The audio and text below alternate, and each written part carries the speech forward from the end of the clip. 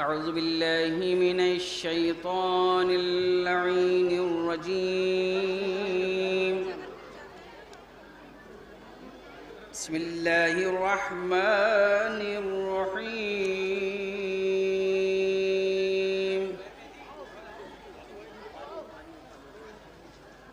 يعرف المجرمون بسيماهم فيؤخذ بالنواصي والأقدام. فبأي آلاء ربكما تكذبان.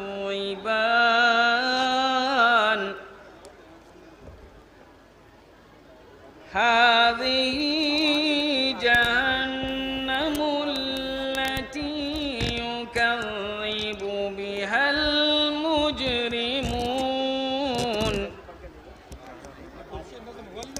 يطوفون بينها وبين حميم آن. فبأي آلاء ربكما تكذبان. ذواتا أفنان. فبأي آلاء ربكما تكذبان.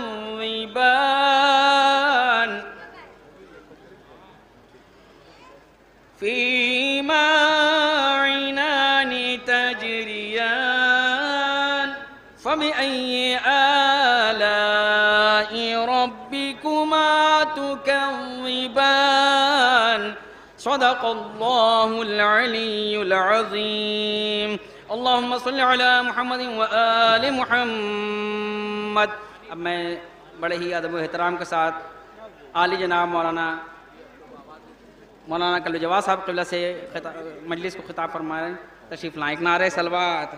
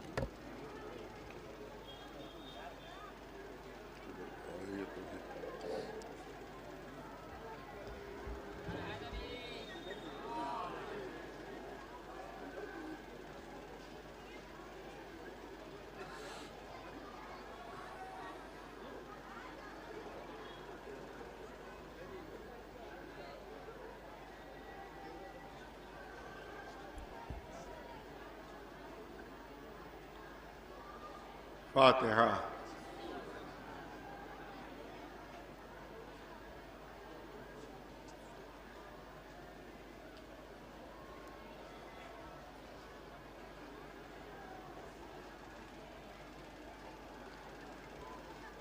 اعوذ باللہ السمیع العلیم من الشیطان الرجیم. بسم اللہ الرحمن الرحیم.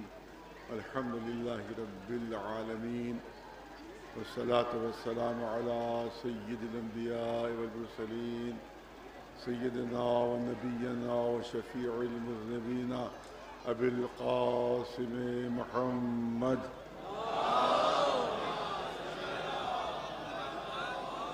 اہل بیتہ الطیبین الطاہرین المعصومین. اما بعد فقد قال رسول اللہ صلی اللہ علیہ وآلہ وسلم: زینوا مجالسکم ذکر علی ابن ابی طالب لأن ذکرہ ذکری وذکری ذکر اللہ وذکر اللہ عبادہ صلوات بجر محمد وآل محمد.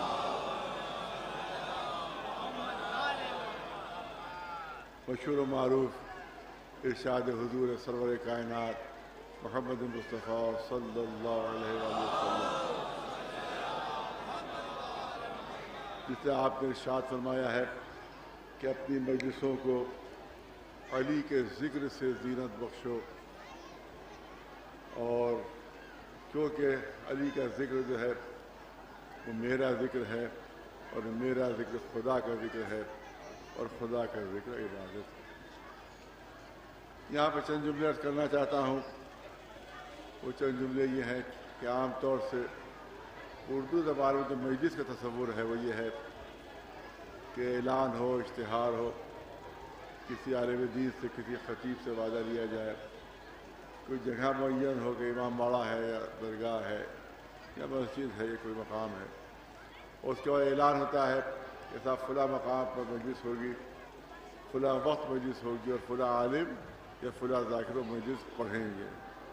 اس کا مطلب ہے ہمارے یہاں مجلس اس وقت ہوتی ہے جب اس کے لیے اشتہار دے دیا جائے، جب اس کا اعلان کر دیا جائے، کسی عالم سے کسی ذاکر سے وعدہ ہو، وقت معین ہو، جگہ معین ہو، تب ہم کہتے ہیں کہ مجلس ہوئی، تب ہم اس کو کہتے ہیں مجلس. لیکن عربی زبان میں مجلس کے معنی نہیں ہے جو اردو زبان میں ہے. عربی زبان میں مجلس کے معنی ہے کہ جہاں بھی دو لوگ جمع ہو جائیں وہ مجلس ہے. جہاں بھی دو لوگ جمع ہو جائیں وہ مجلس کہلاتی ہے، وہ مجلس کہلاتی ہے. تو اب جو کہا جا رہا ہے کہ اپنی مجلسوں کو علی کے ذکر سے زینت بخشو، تو اس کا مطلب یہ نہیں ہے کہ اعلان ہو تو ذکر علی ہو، اشتہار ہو تو ذکر علی ہو، کوئی جگہ معین ہو تو ذکر علی ہو. ارے جہاں بھی دو چاہنے والے جمع ہو جائیں وہاں پر ذکر علی چھڑ جائے. ایک صلوات بھی بڑھنا محمد. اس کا مطلب ہے کہ ذکر علی کسی اعلان کا محتاج نہیں ہے، کسی خاص جگہ کا محتاج نہیں ہے، بلکہ جہاں بھی دو چاہنے والے جمع ہو جائیں تو یہاں پر ذکر علی شروع ہو جائے. کیونکہ علی کا ذکر رسول کا ذکر ہے، علی کا ذکر رسول کا ذکر ہے. ایک مثال دے دوں تاکہ بات بچوں کو بھی سمجھ میں آ جائے. کیسے آپ کہہ سکتے ہیں کہ علی کا ذکر رسول کا ذکر ہے؟ بھئی دو شخصیتیں الگ الگ ہیں. رسول اللہ کی شخصیت الگ ہے، علی کی شخصیت الگ ہے. رسول کا ذکر الگ ہے، علی کا ذکر الگ ہے. یہ کیا رسول ارشاد فرما رہے ہیں کہ علی کا ذکر میرا ذکر ہے، علی کا ذکر میرا ذکر ہے. اس کی مثال پیش کر دی جائے تاکہ بچوں اور جوانوں تک بات پہنچ جائے. کسی ماہر فن مصور نے ایک حسین تصویر بنائی، ایک خوبصورت تصویر بنائی. وہ تصویر ہمارے سامنے آئی، ہم نے تصویر کی تعریف کرنا شروع کی.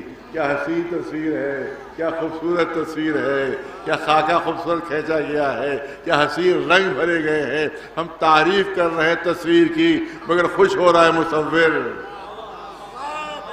ہم تعریف کر رہے ہیں تصویر کی، خوش ہو رہا ہے مصور. ہم تو مصور سے کہہ سکتے ہیں کہ ہم نے تو آپ کا نام بھی نہیں لیا، ہم نے تو آپ کا ذکر ہی نہیں کیا، ہم نے تو آپ کا تذکرہ ہی نہیں کیا، ہم تو تصویر کی تعریف کر رہے ہیں. تو مصور مسکرا کر جواب دے گا کہ دیکھو تصویر بنائی کس نے ہے، دیکھو خاکہ کھینچا کس نے ہے، دیکھو رنگ بھرے کس نے ہے. تصویر کی تعریف، جہاں تصویر کی تعریف ہوتی ہے حقیقت میں مصور کی تعریف ہوتی ہے. علی کی تعریف جہاں علی کی تعریف ہے حقیقت میں رسول کی تعریف ہے. صلوات بر محمد و آل محمد.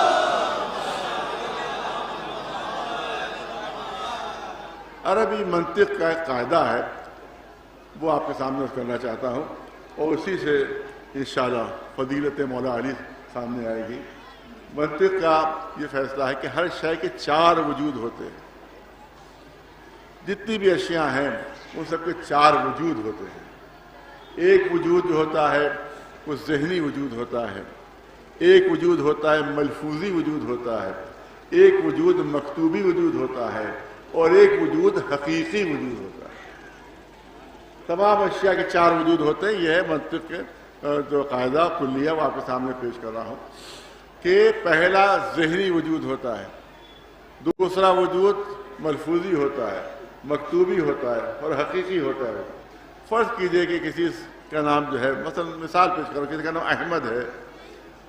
اب کسی صاحب نے احمد نام لیا تو ہمارے ذہن میں ان کا تصور آیا کہ کیا شکل ہے ان کی, کیا صورت ہے ان کی, کیا قد و قامت ہے ان کی, کیا جو انداز ان کا ہے, کیا خد و خال ان کے ہیں.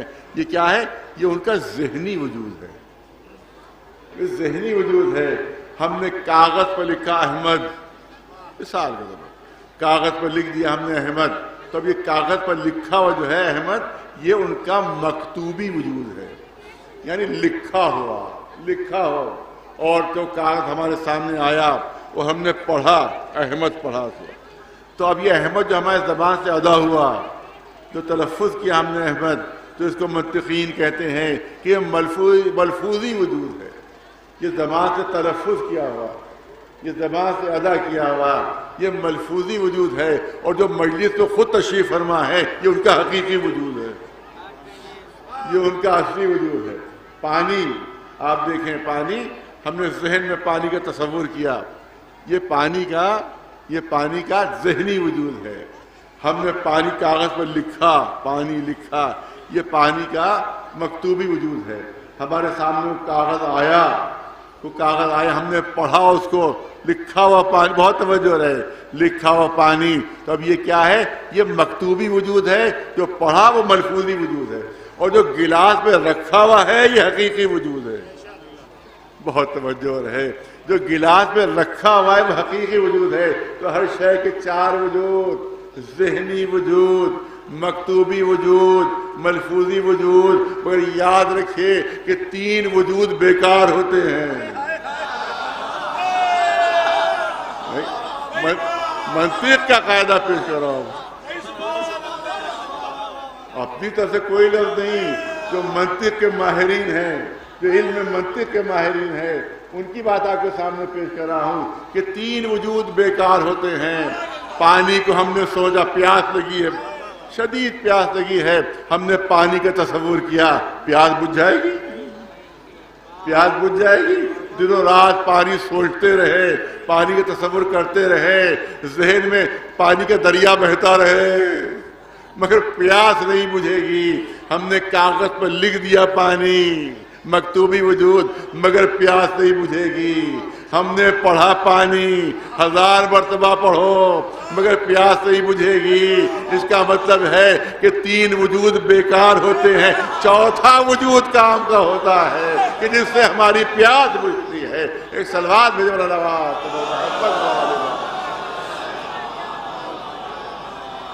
تو منطق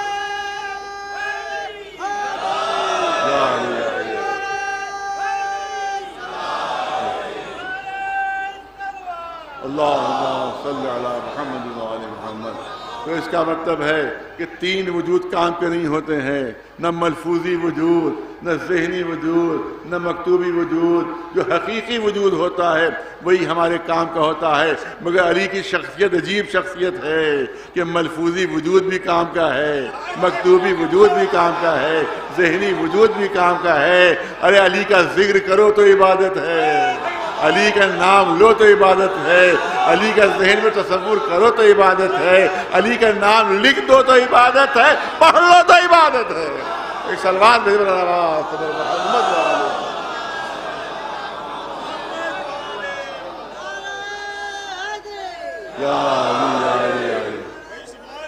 زیادہ تفصیلی بیان کی گنجائش نہیں, اس کے بعد بھی مجلسیں ہیں. اور پھر جو انتظامیہ نے اپنی ایک سال تجربہ کیا ہے, تو اس کو دیکھنا ہو تجربہ کہاں تک کامیاب ہوتا ہے. کیونکہ کئی سال سے یہ ہو رہا ہے, 2-3 سال سے ہو رہا ہے کہ 1 بجے اور 1:30 بجے جو ہے وہ تابوت دفن ہوتا ہے. اس کی وجہ سے روزے دار, بہت سے روزے دار بے ہوش ہو گئے, شدت سے, دھوپ کی شدت سے اور تکان سے بے ہوش ہو گئے. لہٰذا یہ فیصلہ کیا کہ اس کو وقت کو تھوڑا گھٹا دیا جائے. یہ تجرباتی طور پر ہے کہ اب تجربے میں دیکھا جائے گا, کیونکہ ہمیشہ جب بھی 9:30-10 بجے تک تارکۃ ہمیشہ تابوت پہنچ گیا ہے. میں نے خود بلوچ پورے چوراہے سے 6:30 بجے زیارت کی ہے تابوت کی, برسوں سے میں. لیکن یہ آج کل کوئی بچے اور جوان, نئے بچے اور جوان جو آئے ہیں, جس کی وجہ سے وہ تابوت میں وہ اس طرح سے تابوت کو لے کر چلتے ہیں کہ 2 قدم اگر وہ آگے بڑھتا ہے تو 20 قدم اس کو پیچھے ہٹا دیتے ہیں. تو اس سے کوئی فائدہ نہیں ہے. میں تو سمجھتا ہوں کہ یہ کوئی عقیدت کا اظہار نہیں ہے, یہ کوئی محبت کا اظہار تو ہوا نہیں کہ آپ 2 قدم آگے بڑھا رہے ہیں تو 20 قدم پیچھے. کبھی تابوت ادھر جا رہا ہے, کبھی تابوت ادھر جا رہا ہے, کبھی آگے بڑھ رہا ہے, کبھی پیچھے ہٹ رہا ہے. تو اس سے کوئی عقیدت تو نہیں ظاہر ہو رہی ہے. کوئی عقیدت تو یہ ہے کہ احترام سے اس کا ساتھ لیتے چلے جائیں. جنازہ ہے تو امام کا جنازہ لے کے جا رہے ہیں تو اس طرح سے لے جانا چاہیے جیسا جنازہ اٹھتا ہے. اور پھر جنازہ کس کا ہے؟ جو ہمارا امام المتقین ہے اس کا جنازہ ہے, جو کائنات کا مالک ہے اس کا جنازہ ہے. تو اسی احترام سے وہ جنازہ کو اٹھنا چاہیے. لہٰذا احتیاط کے طور پر آپ کو تھوڑا سا کم کر دیا گیا ہے, لہٰذا مجلس کا بھی بہت کم ہو گیا ہے, لہٰذا میں زیادہ نہیں کر سکتا. لیکن بہرحال چند باتیں عرض کرنا ہے. مولا کائنات علی ابن ابی طالب علیہ السلام کا ذکر ہو رہا ہے. صرف یہی نہیں ہے بلکہ یہ ارشاد ہو رہا ہے کہ دیکھو علی کا ذکر عبادت ہے, علی کا ذکر عبادت ہے, علی کا تذکرہ عبادت ہے, علی سے محبت عبادت ہے, علی کا نام لو تو عبادت ہے, اللہ کی عبادت ہے. اب سوال یہ ہوتا ہے کہ ذکر علی کا ہو رہا ہے اور عبادت اللہ کی, نام علی کا لیا جا رہا ہے تو عبادت اللہ کی, محبت علی سے ہو رہی ہے. رسول نے فرمائی اللہ سے محبت ہے. کیا سبب ہے اس کا؟ اس کا سبب کیا ہے کہ ہر کام علی سے جو متعلق ہو گیا وہ اللہ کی عبادت بن گیا. بہت توجہ چاہوں گا آپ حضرات کی. جو کام علی سے متعلق ہوا وہ اللہ کی عبادت بن گیا. ذکر علی کا, نام علی کا, تذکرہ علی کا, فضائل علی کے, عبادت اللہ کی. بہت توجہ چاہ رہا ہوں, عبادت اللہ کی. اس کا سبب کیا ہے؟ تو اس کا سبب اور محبت ہم علی سے کر رہے ہیں. رسول نے فرمایا حب علی حب اللہ, علی سے محبت جو ہے وہ اللہ سے محبت ہے. اس کا بنیادی سبب کیا ہے؟ اس کا بنیادی فلسفہ کیا ہے؟ میں چاہتا ہوں تھوڑی دیر میں بچوں جوانوں کے سامنے پیش کر دیا جائے, کیونکہ مولا علی نے خود ارشاد فرمایا ہے کہ انا آیت اللہ الکبریٰ, انا آیت اللہ الکبریٰ, میں اللہ کی سب سے بڑی آیت ہوں. انا آیت اللہ العظمیٰ, میں اللہ کی سب سے عظیم آیت ہوں. خود یہ مولا کا ارشاد ہے. مولا کا ارشاد یہ ہے کہ میں اللہ کی سب سے بڑی آیت ہوں اور سب سے عظیم آیت ہوں. آیت کے کیا معنی ہے؟ اس سے سارا راز کھل جائے گا, اس سے سارا مسئلہ حل ہو جائے گا. آیت کے کیا معنی ہے؟ آیت کے معنی آئینہ. توجہ چاہوں گا آپ حضرات کی. آیت کے معنی آئینہ, آیت کے معنی آئینہ. اور اس کا مطلب ہے کہ علی فرما رہے ہیں کہ میں اللہ کے صفات کا آئینہ ہوں, میں اللہ کے کمالات کا آئینہ ہوں. عجیب چیز ہے مولا علی کی. بہت توجہ چاہوں گا, پڑھا لکھا مجمع میرے سامنے ہے. علی نے کبھی کوئی کام اپنے لیے نہیں کیا. مولا علی نے کبھی یہ نہیں چاہا کہ لوگوں کی توجہ ان کی طرف ہو جائے, بلکہ ہر کام اللہ کے لیے, ہر کام اللہ کے لیے. سورج کو پلٹایا, سجدے میں سر رکھ دیا. ہر کام اللہ کے لیے ہو رہا ہے. سورج کو پلٹا رہے ہیں, سر سجدے میں رکھ رہے ہیں. بتوں کو توڑ رہے ہیں, سر سجدے میں رکھ رہے ہیں. ہر کام اللہ کے لیے. علی نے کبھی نہیں چاہا کہ زمانے کی توجہ علی کی طرف ہو. ارے توجہ چاہ رہا ہوں. کبھی مولا علی نے نہیں چاہا کہ لوگوں کی توجہ علی کی طرف ہو, ان کی ذات کی طرف ہو, ذات کی طرف ہو. بڑے بڑے پہلوان جب کوئی معرکہ حل کرتے ہیں تو اپنے بازوؤں کو دکھاتے ہیں, یہ ہے میرے بازو کی طاقت, یہ ہے ہماری بازو کی قوت. اپنا سینہ پھلا کر دکھے, دیکھو میں نے فلاں پہلوان کو ہرایا, میں نے فلاں پہلوان کو ہرایا. لیکن یہ علی کی شخصیت ہے. جب در خیبر اکھاڑا تو یہ نہیں کہا کہ میں نے اپنی طاقت سے اکھاڑا, یہ نہیں کہا کہ میں نے اپنی طاقت سے اکھاڑا, بلکہ قلعۃ بابا خواب خیبرین لا من طاقت الجسمانیہ بل قوت الربانیہ.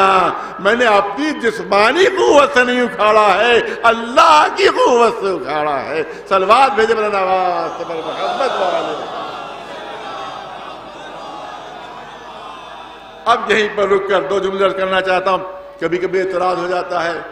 وہ اعتراض کیا ہے کہ صاحب یہی علی تو ہیں کہ جب مسجد میں تشریف فرما تھے, ایک مہمان آیا تھا, مہمان کے سامنے کھانا آیا، مولا علی کے سامنے کھانا آیا، مولا علی نے وہ روٹیاں جو تھیں وہ ہاتھ سے جب نہیں ٹوٹی تو گھٹنوں کے دباؤ سے جا کر توڑی وہ روٹی، وہ دبا کے گھٹنوں سے توڑی. اتنی سوکھی روٹیاں تھیں کہ علی کے ہاتھ سے نہیں ٹوٹ رہی تھی. توجہ رہے، بچوں کی اور جوانوں کی توجہ چاہتا ہوں کہ وہ ہاتھ سے نہیں ٹوٹی. اب کہتے ہو تم وہی علی کہ جن کے ہاتھ سے سوکھی روٹی نہیں ٹوٹی انہیں در خیبر اکھاڑ لیا، اور وہی انگلیاں جن سے روٹی نہیں ٹوٹ رہی تھی وہ در خیبر میں در آئیں، وہ لوہے کے دروازے میں در آئیں. تو دونوں میں سے کوئی ایک بات صحیح ہو سکتی ہے کہ یا تو علی کے ہاتھوں سے روٹیاں نہیں ٹوٹی یا در خیبر نہیں اکھاڑا انہیں نے. دونوں باتیں ایک ساتھ کیسے صحیح ہو سکتی ہیں کہ انہی ہاتھوں سے روٹیاں نہیں ٹوٹ رہی ہیں اور انہی ہاتھوں سے در خیبر علی اکھاڑ رہے ہیں. تو میں مثال پیش کروں پھر بچوں کو، جوانوں کے لیے. دیکھیے جو سرکاری چیزیں ہوتی ہیں وہ سرکاری کاموں میں استعمال کی جاتی ہیں. جو سرکاری چیزیں ہوتی ہیں وہ سرکاری کاموں میں استعمال ہوا کرتی ہیں.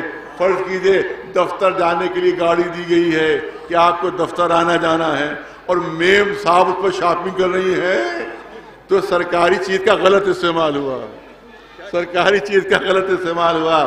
چپراسی دیا گیا ہے دفتر کے کام کے لیے، وہ گھر کا سودا لا رہا ہے، وہ چپراسی گھر کا سودا لا رہا ہے، تو اس کا مطلب ہے سرکاری چیز کا غلط استعمال کر رہے ہیں. تو سرکاری چیز ہمارے ہمیشہ سرکاری کاموں میں استعمال ہوتی ہے.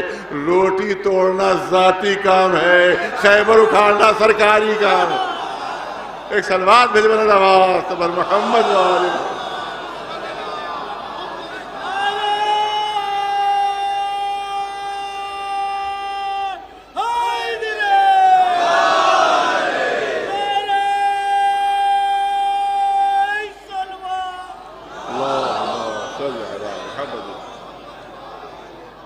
بہت توجہ چاہوں گا، بات کو پہنچانا ہے اپنے بچوں اور جوانوں تک. علی آئینہ ہے، علی آئینہ ہے صفات الہیہ کا، علی آئینہ ہے کمالات الہیہ کا. آئینہ کیا ہوتا ہے؟ میں نے کہا کبھی علی نے اس بات کی طرف زور نہیں ڈالا کہ لوگ ان کی طرف متوجہ ہو جائیں، ان کے صفات و کمالات کی طرف متوجہ ہو جائیں. وہ چاہتے تھے کہ میرے ذریعے سے لوگ اللہ تک پہنچ جائیں. ارے بہت توجہ رہے، اللہ تک پہنچ جائیں. مجھے اتنا بتائیے کہ آپ لوگ بہت سے ہمارے بچے جوان جب گھر سے نکلتے ہیں تو ان سے پوچھتے ہیں بھیا آئینہ دیکھ کر آئے ہو؟ کہاں آئینہ دیکھ کر آئے. آپ یاد رکھیں کبھی کوئی آئینہ نہیں دیکھتا ہے. عجیب چیز ہے، آپ کے سامنے پیش کر رہا ہوں. کبھی کوئی آئینہ نہیں دیکھتا ہے. آئینہ سے اس وقت دیکھا جاتا ہے جب آئینہ خریدا جاتا ہے. ارے کاش بات پہنچے. آئینہ اس وقت آپ دیکھتے ہیں جب آئینہ کے خریدتے ہیں کہ دیکھیں آئینہ کیسا ہے، صاف شفاف ہے یا نہیں، صحیح ہے یا نہیں. خریدتے وقت آئینے کو دیکھا جاتا ہے، اس کے بعد آپ آئینے کو نہیں دیکھتے ہیں. ارے توجہ چاہ رہا ہوں، اس کے بعد آپ آئینے کو نہیں دیکھتے ہیں بلکہ آئینے میں اپنے کو دیکھتے ہیں، اپنی صورت دیکھتے ہیں، اپنی شکل دیکھتے ہیں. تو کائنہ خود کبھی اپنے کو نہیں دکھاتا ہے بلکہ اپنے اندر مالک کی شکل دکھاتا ہے، مالک کی صورت دکھاتا ہے. ارے علی جو ہے وہ صفات الہیہ کے آئینہ بردار ہے. کبھی یہ نہیں چاہا انہوں نے کہ دنیا ان کی طرف متوجہ ہو. انہوں نے ہمیشہ یہ تمنا کی ان کے ذریعے سے تو اللہ کے سامنے سر جھکا دے. ایک سلوات بھیج بنا.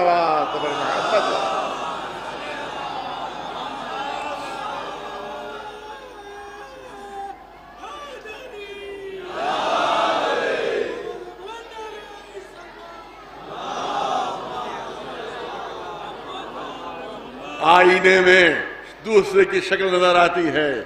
آئینہ خود اپنے کو نہیں دکھاتا ہے بلکہ آئینہ اپنے میں دوسرے کو دکھاتا ہے، دوسرے کی شکل دکھاتا ہے. علی آئینہ الہیہ ہیں، صفات و کمالات کا آئینہ ہے، اللہ کے صفات و کمالات کا آئینہ ہے. ان کے ذریعے سے اللہ پہچانا جاتا ہے. ان کے ذریعے سے اللہ کے کمالات پہچانے جاتے ہیں.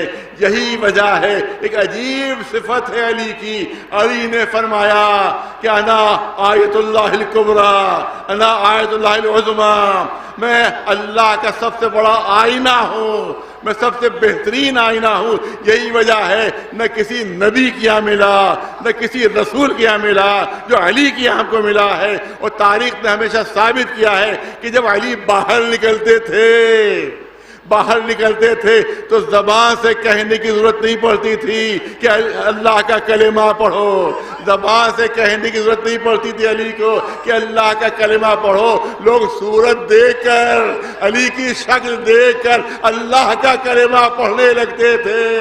ہر ایک کہتا لا الہ الا اللہ ما اتقى هذه الفتى, لا الہ الا اللہ ما اشجع هذه الفتى, لا الہ الا اللہ ما اسقى هذه الفتى.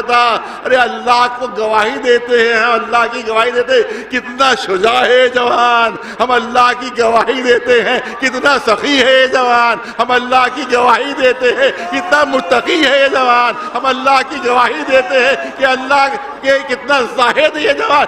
صورت علی کی دیکھ رہے ہیں, کلمہ اللہ کا پڑھ رہے ہیں. ایک صلوات بھیجو محمد وآلہ محمد.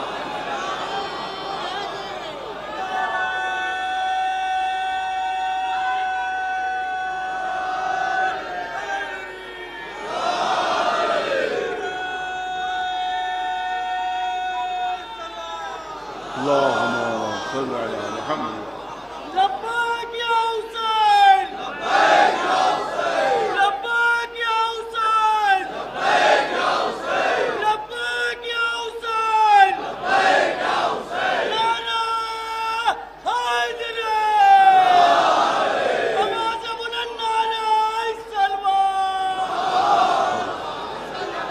ہر کام اللہ کے لیے, ہر کام اللہ کے لیے, کہ لوگ اللہ کو پہچانے اور اللہ کے سامنے تصور کا ہر کام اللہ کے لیے.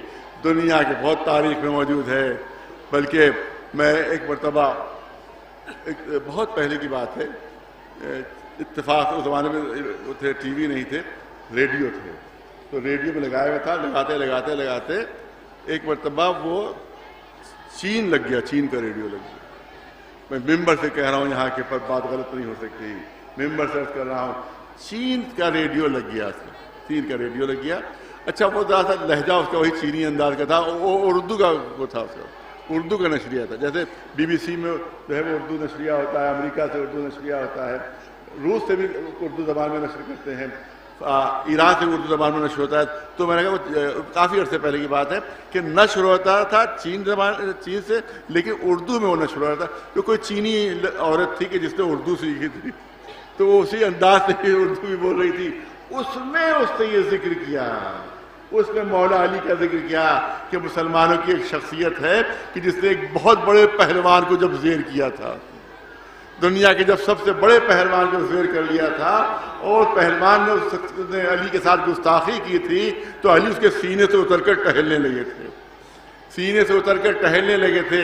جب لوگوں نے پوچھا کہ اتنے بڑے پہلوان کو زیر کر کے دوبارہ آپ نے اس کو چھوڑ کیوں دیا, تو کہا کیونکہ اس نے گستاخی کی تو مجھے غصہ آ گیا تھا. اگر غصے کے عالم میں اس کو قتل کرتا تو یہ قتل اپنے لیے ہوتا, اللہ کے لیے نہیں ہوتا.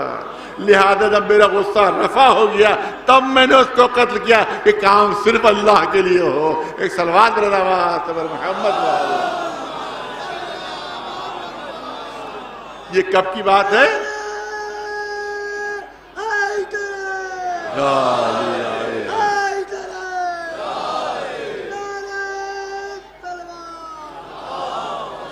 یہ ظاہر ہے کہ آپ مسلسل سنتے رہتے ہیں. جنگ خندق میں ہی واقعہ ہوا تھا کہ مولا علی نے دنیا کا سب سے بڑا پہلوان, خندق 3.5 میل جو تھا وہ ایک میدان تھا.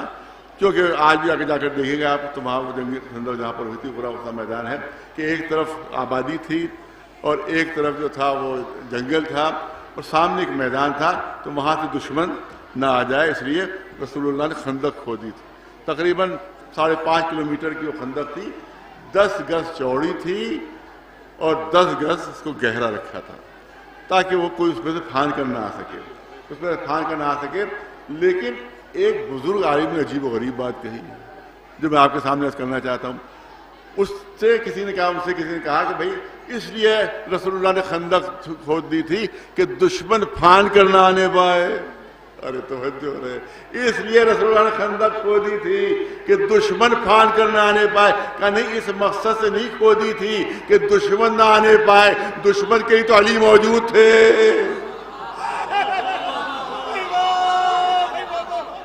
دشمن کے لیے علی موجود تھے. خندق اس لیے نہیں کھودی گئی تھی کہ دشمن سامنے نہ آنے نہ پائے, بلکہ اس لیے کھودی تھی کہ کوئی صحابی بھاگنے نہ پائے. ایک صلوات میں جبرت آواز تبر محمد,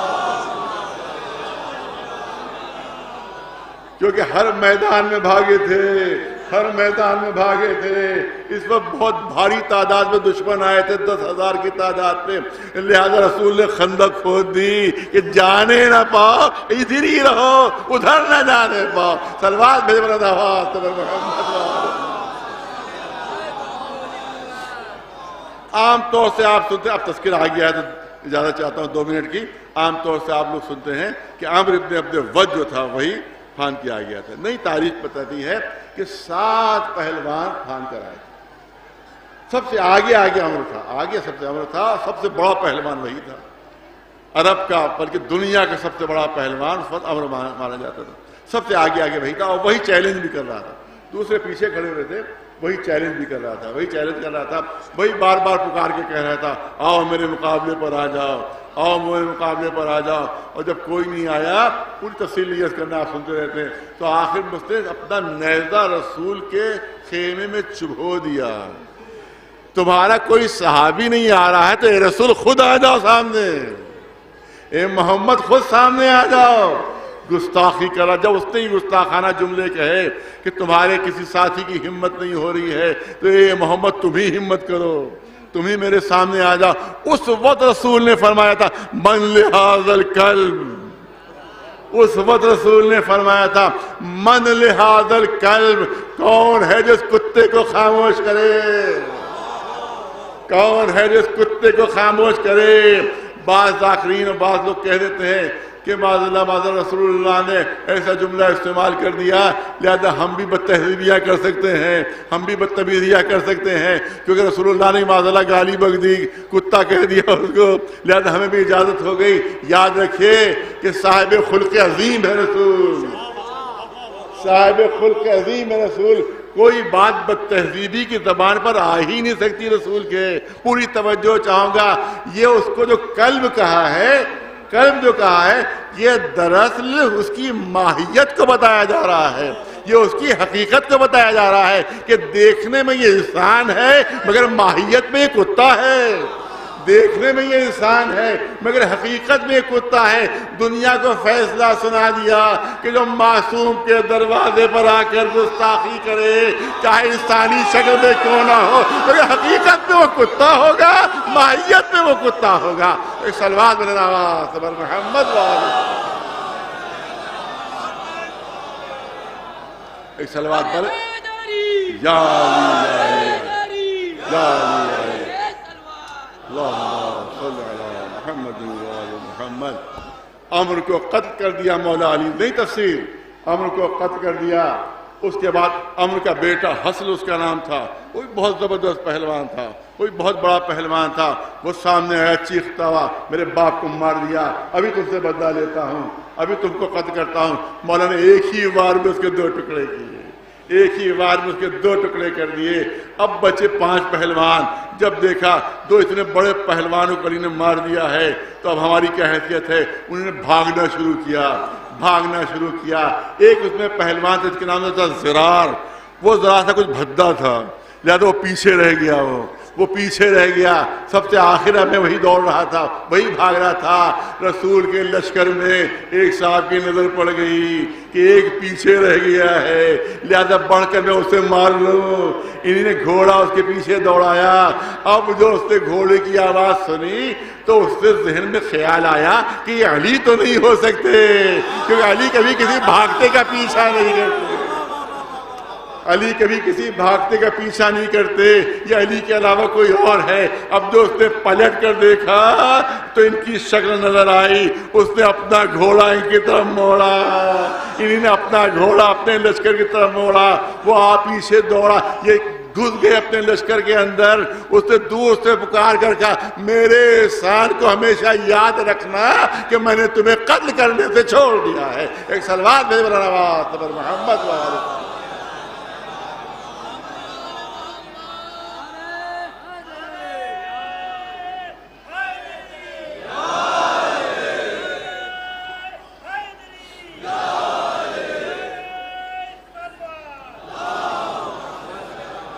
سنیے سنیے، اب یہ پہلوان دوبارہ بھاگے تو پھر خندق کو انہیں پار کرنا شروع کیا۔ 4 پہلوان تو بھاگ گئے، لیکن ایک نوفل نام کا پہلوان تھا، وہ خندق کو پار نہیں کر پایا، خندق کے اندر گر گیا وہ۔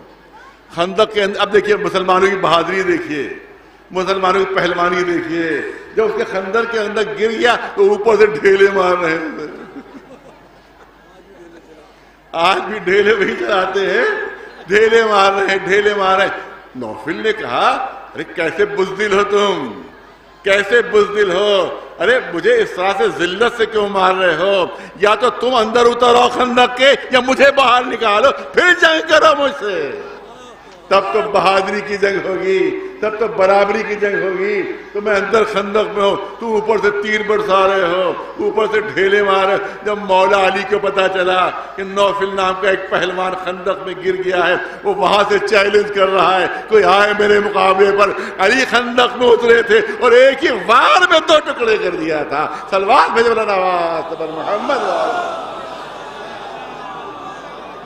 تو ادھر مسلمانوں کی بہادری دیکھو اور علی کی شجاعت اور بہادری دیکھو۔ صلوات بلند آواز پر محمد و آل محمد۔ بس بات کو زیادہ طول نہیں دینا ہے۔ حب علی حب اللہ، حب علی حب اللہ، یہ کیسے ثابت ہو؟ آئیے اس کو بھی دیکھا جائے یہ کیسے ثابت ہوتا ہے۔ جناب مریم بیت المقدس میں ہیں، بیت المقدس میں جب تک تشریف فرما ہے، آسمان سے کھانے آ رہے ہیں، آسمان سے نعمتیں آ رہی ہیں۔ جناب زکریا پہنچے، دیکھا کنڈی لگی ہوئی ہے، تالا لگا ہوا ہے، دروازہ کھولا، دیکھا جناب مریم کے سامنے کھانے لگے ہوئے۔ پوچھتے ہیں جناب زکریا یہ مریم بھی کہاں سے آیا؟ کہا من عند اللہ، اللہ کی طرف سے ہے، اللہ کی طرف سے ہے۔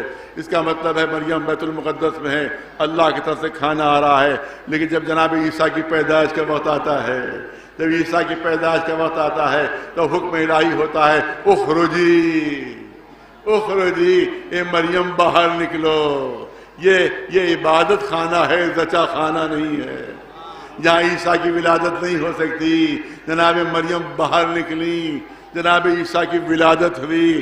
اب وہ وقت آیا جب آسمان سے کھانا آتا تھا، وہ وقت آیا جب آسمان سے کھانا آتا تھا، لیکن اب کھانا آ رہا ہے نہ تب کھانا آ رہا ہے۔ بغیر مانگے پہلے آ جاتا تھا، اب جب نہیں آیا تو دست دعا بلند کر دیے مریم نے۔ پالنے والے کو کھانا کہاں میرے لیے آتا تھا، ندائے قدرت آئی، اب کسی کھانے کا انتظار نہ کرو۔ اب آسمان سے کوئی کھانا نہیں آنے والا ہے، کوئی کھانا نہیں آنے والا ہے۔ ارے جس کھجور کے درخت سے ٹیک لگائے بیٹھی ہو اسی کھجور کو ہلاؤ، جو کھجوریں گرے وہی کھاؤ، جو کھجوریں گرے وہی کھاؤ۔ پالنے والے کیا بات ہے، اب تو مجھے کھانے کی زیادہ ضرورت ہے، اب تو میری آغوش میں بچہ بھی موجود ہے۔ ندائے قدرت آتی ہے کہ دیکھو اس وقت تک آسمان سے کھانا آتا رہا جب تک تمہارے دل میں میری خالص محبت تھی۔ ارے توجہ چاہوں گا، جب تک تمہارے دل میں میری خالص محبت تھی تب تک آسمان سے کھانا آتا رہا، تب تک آسمان سے کھانا آتا رہا۔ لیکن اب آغوش میں عیسیٰ آ گئے ہیں، بیٹے کی محبت دل میں آ گئی ہے، اب میری محبت خالص نہیں رہی، لہذا اب آسمان سے کوئی کھانا آنے والا نہیں۔ اس کا مطلب یہ ہے کہ آسمان سے کھانا اس وقت آتا ہے جب دل میں اللہ کی خالص محبت ہو، جب اللہ کی خالص محبت ہوتی ہے تبھی آسمان سے کھانے آتے ہیں. جناب فاطمہ بنت اسد 4 دن تک کعبے کے اندر رہی, چوتھے دن باہر نکلی ہیں. 3 دن تک تو پوری 3 دن آپ کعبے کے اندر رہیں. کیا فاقے سے رہیں؟ کیا نہ کھانا تھا نہ پانی تھا؟ نہیں, روایت کہتی ہے ادھر آغوش میں علی آئے, ادھر آسمان کے دروازے کھلے, آسمان سے کھانا آنے لگا. پالنے والے یہ کیا بات ہے, مریم کے لیے کھانے رک گئے, اور جو یہاں نہیں آتے تھے وہ آنے لگے. ہدایت قدرت آئی کہ حب علی حب اللہ, علی کی محبت اللہ کی محبت ہے, کیونکہ علی نفس اللہ ہے, جنب اللہ ہے, عین اللہ ہے. صلوات محمد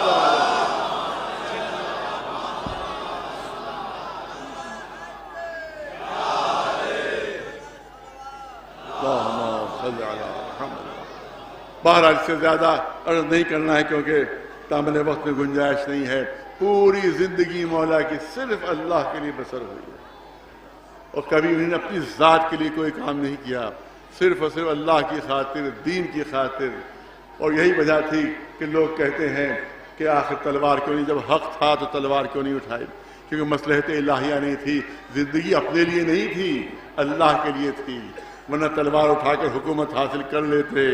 لیکن نہیں, کیونکہ مشیت الہیہ نہیں ہے. سخت ترین حالات مولا علی نے زندگی بسر کی, سخت ترین حالات. خود مولا نہج البلاغہ میں ارشاد فرماتے ہیں 25 سال میں نے ایسے گزارے ہیں کہ فی عین قضا و فی حلق شجا, ایسے گزارے ہیں کہ جس کہتے کسی کی آنکھ میں تنکا پڑ گیا ہو. مجھے اتنا بتا دیجئے, کسی کی آنکھ میں اگر ہلکا سا ذرہ تنکا بھی پڑ جائے تو آدھے گھنٹے بھی برداشت نہیں کر پائے گا, فوراً ڈاکٹر کے یہاں پہنچ جائے گا. اگر خود سے نہ نکل سکے تو ڈاکٹر کے یہاں پہنچے گا کہ جلدی سے یہ نکال دیے, برداشت نہیں ہو رہا ہے, برداشت نہیں ہو رہا, آدھے گھنٹے برداشت نہیں کر سکتا. علی نے 25 سال برداشت کیا, 25 سال اس تکلیف کو برداشت کیا. اور اگر کسی کے گلے میں ہڈی پھنس جائے تو تنکا تو آدھے گھنٹے برداشت کر سکتا ہے, یہ پھنسی ہوئی ہڈی آدھے منٹ برداشت نہیں کر سکتا. لیکن علی فرما رہے ہیں 25 سال ایسے گزارے, 25 سال ایسے گزارے کہ جیسے کسی کی آنکھ میں تنکا پڑا ہوا ہو یا کسی کے حلق میں ہڈی پھنس گئی ہو. مولا علی ایک مرتبہ جو گھر میں تشریف لائے, چہرے کا رنگ بدلا ہوا تھا. شہزادی نے گھبرا کر کہا یا علی کیا بات ہے, آپ کے چہرے کا رنگ متغیر نظر آ رہا ہے. کہا پہلے تو لوگ مجھے سلام نہیں کرتے تھے,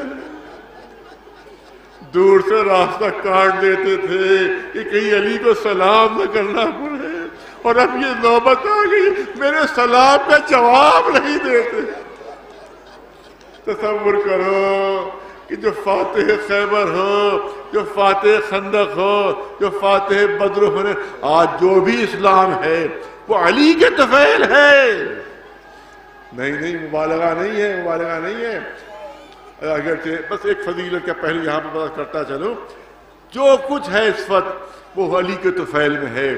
جنگ احد میں سارے مسلمان رسول کو چھوڑ کر چلے گئے تھے, سارے مسلمان رسول کو چھوڑ کر چلے گئے تھے.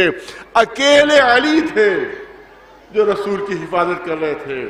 تمام مشرکوں نے ہزاروں کی تعداد میں دیکھ لیا کہ اب رسول اکیلے ہیں, ان کو مارنا بڑا آسان ہے, نہ کوئی صحابی ہے نہ کوئی چاہنے والا ہے, تو ایک شخصیت جو ہے وہ مدافعت کر رہی ہے, لہذا ہم اس کو شکست دے کے ہم رسول کو قتل کر دیں گے. رسول قتل ہو جاتے, اسلام ختم ہو جاتا, دین ختم ہو جاتا, قرآن ختم ہو جاتا, پیغام رسالت ختم ہو جاتا.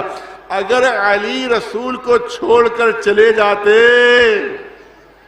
اگر علی رسول کو چھوڑ کر چلے جاتے تو نہ رسول ہوتے, نہ اسلام ہوتا, نہ مسجدیں ہوتی, نہ نمازیں ہوتی, نہ نمازوں کی صفیں ہوتی, نہ تمہاری داڑھیاں ہوتی, نہ تمہارے لوٹے ہوتے, نہ تمہاری چٹائیاں ہوتی, نہ تمہارے بازوؤں کے بستر ہوتے. ارے جو کچھ بھی ہے علی کے طفیل میں ہے, جو کچھ بھی مل رہا علی کے طفیل میں مل رہا ہے, اور اسی علی کو کوئی سلام نہیں کر رہا. کوئی سلام کے لائق نہیں سمجھ رہا ہے. آخر میں دنیا نے منظر دیکھا کہ علی کے گلے میں رسی بندھی ہوئی ہے اور مدینے کی گلیوں میں پھرایا جا رہا ہے. پھر سازش ہوتی ہے کہ شمع کو بجھا دیا جائے. ایک ملعون کو تیار کیا جاتا ہے جو اشقل عرب ہے. رسول نے فرما دیا تھا اے علی تمہاری داڑھی کو خون سے تر وہ کرے گا جو عرب کا شقی ترین انسان ہوگا. جو ابن ملجم کو تیار کیا جاتا ہے زہر سے تلوار کو بجھایا جاتا ہے. زہر عرب کا تیز ترین زہر سازش کے ذریعے سے وہ شخص آتا ہے مسجد میں سو رہا ہے. مولا علی تشریف لاتے ہیں دیکھتے ہیں ابن ملجم عہدہ لیٹا سو رہا ہے. مولا نے ٹھوکر مار کر کہا مجھے معلوم ہے تو کس نیت سے آیا ہے مجھے معلوم ہے تو کس ارادے سے آیا ہے مگر جو مشیت الہیہ ہے وہ پوری ہوگی. ہاں زدانو. اس کے بعد ابن ملجم طاق پہ کھڑا ہوا ہے کہ مولا سجدے سے سر اٹھائیں تو تلوار کا وار ہو. 3 دن سے مسلسل آپ یہ وہ صاحب سن رہے ہیں لہذا تفصیل نہیں یاد کرنا ہے. بھرپور وار ہوتا ہے. میرے پاس لفظیں نہیں کہ آپ کے سامنے عرض کر سکوں. تلوار بھرپور گر رہی ہے اور آقا سجدے سے سر اٹھا رہے ہیں. ایسا وار لگا کہ سر دو پارا ہو گیا.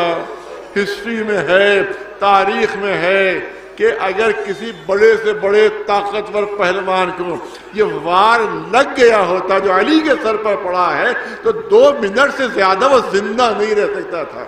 مگر یہ علی کی طاقت تھی, یہ علی کی بہادری تھی, یہ علی کی شجاعت تھی کہ 3 دن تک اس وار کے بعد زندہ رہے.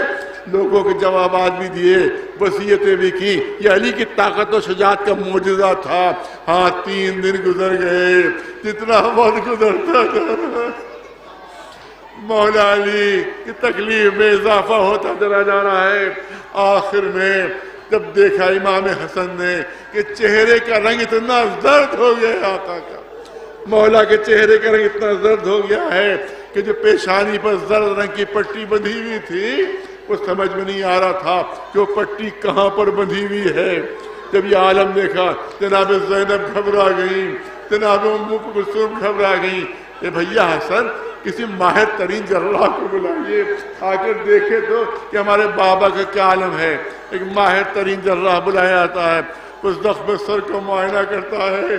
بیویاں تمنا بھری نظروں سے دیکھ رہی ہیں کبھی کوئی خوشخبری ملے گی. ابھی یہ جراح کہے گا تمہارے بابا ٹھیک ہو جائیں گے, تمہارے بابا صحت مند ہو جائیں گے. امید بھری نظروں سے ساری بیویاں اس جراح کو دیکھ رہی تھی کہ جراح کوئی خوشخبری دے گا. جراح نے سر اٹھایا, خود جراح کے چہرے کا رنگ زرد تھا. امام حسن نے پوچھا بتائیے بابا کا کیا عالم ہے. جراح خاموش ہے, جراح خاموش ہے. تو امام نے اصرار کیا, بے ساختہ اس کی زبان پر آیا انا للہ وَإِنَّا إِلَيْهِ رَاجِعُونَ. آپ کے بابا کے بچنے کی کوئی امید نہیں ہے. لہذا اپنے بابا سے کہیے جو وصیتیں فرمانا ہو وصیتیں کر لیجئے, جو وصیتیں کرنا ہو وصیتیں کر لیجئے. حاضرداروں مولا کہتے ہیں امام حسن کو قریب بلاتے ہیں. حسن قریب آؤ. ایک ایک کہا مسلسل آپ یہی مسائل سن رہے ہیں, بس ہلکا سا اشارہ اے حسن قریب آ جاؤ. تمام جتنی بھی اولادیں تھیں وہ سب کو امام حسن کے حوالے کر دیا. مگر ایک بچہ ایسا تھا جو دیوار پر رخ کیے ہوئے, دیوار کی طرف رخ کیے ہوئے زار و قطار رو رہا تھا. مولا نے اس کو امام حسن کے حوالے نہیں کیا. جب ماں نے یہ منظر دیکھا تو ہاتھ جوڑ کر سامنے آ گئی کہ آقا کیا میرے بچے عباس سے کوئی خطا ہو گئی؟ میرا بچہ کم سن ہے, اگر کوئی خطا ہو گئی ہو تو ماں ہاتھ جوڑ کر معافی مانگتی ہے. امام نے فرمایا اے ام البنین بھلا تمہارے عباس سے کوئی خطا ہو سکتی ہے؟ روایت کہتی ہے امام حسین کو قریب بلایا, جناب عباس کو قریب بلایا. جناب عباس کا ہاتھ امام حسین کے ہاتھوں میں. اے حسین یہ عباس تمہارے حوالے ہے, اے حسین یہ عباس تمہارے حوالے ہیں. اس سے پہلے صرف امام حسن سے فرمایا تھا کہ حسن کہ تمہارے حوالے لیکن جب امام حسین اور جناب عباس کی نوبت آتی ہے تو پہلے امام حسین سے فرمایا اے حسین یہ عباس تمہارے حوالے، پھر جناب عباس کا رخ کیا، اے عباس میری وصیت یاد رکھنا، یہ حسین تمہارے حوالے ہے، جب تک زندہ رہنا حسین پر کوئی ہاتھ نہ آنے دینا۔ اے عباس مجھے معلوم ہے تمہارا فرات پر قبضہ ہو جائے گا، مگر یاد رکھنا ایسا نہ ہو کہ حسین کے بچے پیاسے رہ جائیں اور تم پانی پی لو۔ عباس نے طلب کر کہا اے آقا کیسے ہو سکتا ہے، پیاسا مر جاؤں گا مگر حسین سے پہلے پانی نہیں پی سکتا۔ ہاں عزادارو اب یہ وقت ہو گیا کہ آخری وقت روایت کہتی ہے کہ امام اپنی پیشانی پر ہاتھ پھیرنے لگے، اپنی پیشانی پر ہاتھ پھیرنے لگے۔ گھبرا کر جناب زینب نے پوچھا یہ بابا آپ اپنی پیشانی پر ہاتھ کیوں پھیر رہے؟ کہ میں نے رسول سے سنا ہے جب کسی کا آخری وقت آتا ہے تو پیشانی پر پسینے کے قطرے آ جاتے، میری پیشانی پر پسینے کے قطرے آ رہے ہیں۔ اے زینب خدا حافظ، اے ام کلثوم خدا حافظ۔ اس کے بعد سلام کرنے لگے، اے اللہ کے رسول آپ کو میرا سلام ہو، اے خدیجہ آپ کو میرا سلام ہو، اے میری فاطمہ بنت اسد آپ کو میرا سلام ہو۔ آپ کس کو سلام کر رہے ہیں؟ زینب نے گھبرا کر کہا بابا آپ کس کو سلام کر رہے ہیں؟ کہا میرے چاہنے کا وقت آ گیا، رسول مجھے لینے آ گئے، خدیجہ مجھے لینے آ گئی ہے، ارے فاطمہ بھی لینے پہنچ گئی۔ اب میں تم سب سے رخصت ہو رہا ہوں، دیکھو میری جب میت اٹھانا تو صرف ایک طرف سے حسن حسین اٹھ لگے، دوسری طرف سے میت خود بخود اٹھے گی۔ روایت کہتی ہے کہ جب یہ میت چلی ہے، بتا آخری جملے کرنا چاہتا ہوں، جب یہ میت چلی ہے تو ایک طرف سے امام حسن امام حسین اٹھائے ہوئے تھے، سرحانے سے میت خود بخود اٹھی ہوئی تھی۔ جب یہ میت کوفے سے گزری ہے تو دیواروں سے سلام کی آوازیں آ رہی تھی، اے امیر المومنین خدا حافظ، اے علی خدا حافظ۔ مسجد کے میناروں سے آوازیں آ رہی تھی، اے نمازوں کے پڑھانے والے خدا حافظ۔ لوگوں نے پوچھا امام حسن امام حسین سے، ارے ہم نے منظر دیکھا کہ ایک طرف سے تابوت خود بخود اٹھا ہوا تھا، یہ کیسے اٹھا ہوا تھا؟ امام حسن نے جواب دیا ارے جبریل و میکائیل آ گئے تھے جو آگے سے جنازہ اٹھائے ہوئے تھے، میں جبریل و میکائیل سے کہنا چاہتا تم نے علی کا جنازہ اٹھا لیا، ارے ذرا کربلا کے میدان میں بھی آ جاؤ، ایک بے کس کا جنازہ کربلا کے میدان میں پڑا ہوا ہے، کوئی جنازہ اٹھانے والا نہیں۔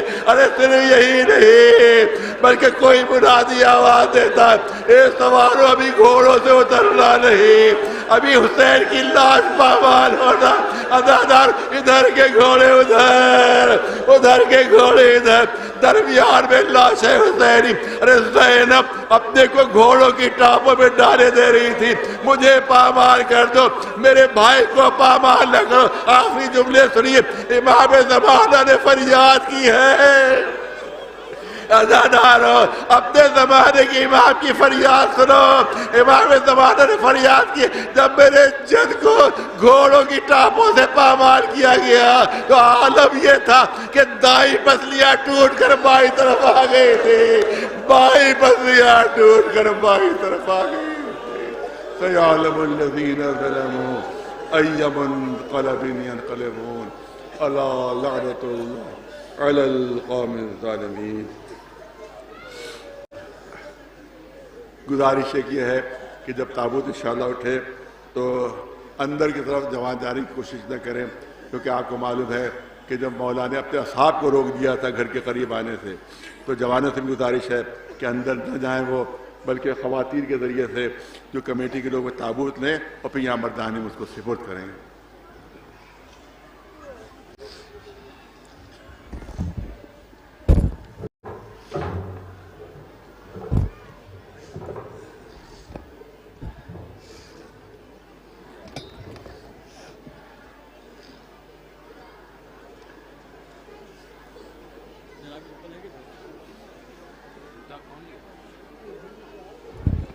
سامنے جانا ہے اعجاز بھائی کے.